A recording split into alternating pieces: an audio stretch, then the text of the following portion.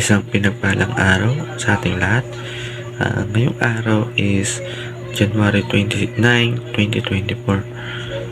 Ngayon is dadako tayo sa panibago nating tatalakayin sa mga dadaan na devotion natin na series na God's Comfort in Times of Trouble.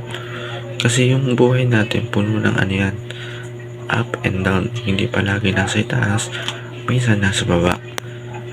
Mabilis pumuri kung yung tayo ay nandun sa taas, pero kung tayo ay nasa baba, minsan ang hirap pumuri, di ba? So ayun, pupunta tayo ngayon sa ating Bible verse sa tatalakayin ngayong araw. Ang Bible verse na tatalakayin natin ay Psalm chapter 34 verse 18. Ang sabi dito, "The Lord is close to the brokenhearted and save those who are crushed in spirit." Yun, ang Panginoon ay malapit sa mga tao doon sa mga problema or doon sa mga may pusong wakas. Nililigtas niya yung mga tao na may pagpagdiwa. So, para lumawak yung talakayin natin, tumako tayo sa ating teaching.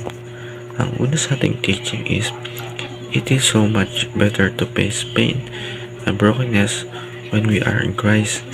Yung kapag tayo daw ay nakikristo is talagang maligtas sa problema. Pero pag tayo ay wala kay Kristo, lahat ng problema natin ay doble-doble, matadoble. Yun. Pero pag may kinikilala tayong Kristo o Diyos sa ating buhay, parang ang sarap saluhin ng mga problema. Kasi alam natin na harapin natin yung problema na kasama ang Diyos. Sa pangalawa, God is near to the brokenhearted. Diba sabi sa verse natin na yung Diyos daw ay malapit sa may pusong wasak. Yun, lumapit tayo kay God kung may puso tayong wasak. Dahil ang Diyos ay malapit sa atin para pakinggan yung gusto nating sabihin or yung dinadaing natin. Sa pangatlo, He saved the crushed in spirit. Yun, ang Diyos ay nililigtas ang Diyos ang nagliligtas sa mga tao sa gusto niya, sa mga sumusuko sa kanilang buhay. So, dumako tayo sa ating application. Ang una sa ating application is overcome pain and brokenness with the strength of God. Yun, pagtagumpayan natin lahat ng sakit at paghihirap sa pamagitan ng kalakasan ng Diyos.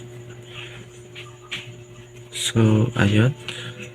Kaya lumapit tayo sa Diyos. Kasi yung Diyos natin ay yung parang magiging sandigan natin or yung mga gagabay sa problema natin kung in terms of mga pagsubok or dun sa mga pag may problema tayo, siya yung magiging sandigan natin, siya yung magiging lakas natin, di ba? Sabi nga sa Philippians 4:13, "I can do all things through Christ who strengthens me," or He gives me strength. Pagagawa natin lahat pag nasa Diyos tayo. Kumbaga, maliligtas tayo sa pamagitan ng lakas niya, or magagawa natin yun sa pamagitan ng lakas niya.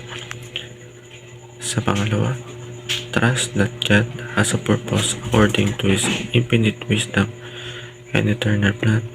Yun, kailangan natin magtiwala na ang Diyos natin ay may layunin or may purpose. Kumbaga, itong makikinig natin sa devotion, may purpose to. May purpose na ginagawa siya.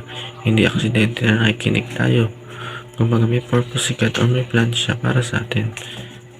Sa pangatlo, entrust your situation to God because He cares. Yun, ipagkatiwala natin sa Panginoon ang lahat. Yun, pamilya natin, buhay natin, oras natin, lahat pagkatiwala natin. Dahil ang Diyos ay maker siya sa atin. Or siya yung may higit na maker, higit pa doon sa care ng iba, or higit yung care natin sa iba. Sa ating discussion, why is it so much better to face suffering when we are carrying Christ? So, ayun, sa ating kasagutan, tayo ay mag-comment sa ating comment section para na may makapag-share tayo ng mga word of God and ang experience natin sa ating kasagutan. Sa ating prayer, Lord Jesus, thank you because you are familiar with suffering. You suffered and died, yet have overcome. You can sympathize with us. You know exactly what we are going through. You are near to the brokenhearted, and you rescue to those who are crushed in spirit. Thank you because I can face tomorrow with your presence and strength. I give my life and my future into your hands. I surrender my life to you. I am yours. Amen. So, ayun, natapos tayo sa ating talakayan. May natutunan tayo sa ating panonood at pakikinig. And panalangin ko na mas lumawak yung relasyon natin kay God and maintindihan natin mga salita niya. And yun, salamat sa panonood. God bless.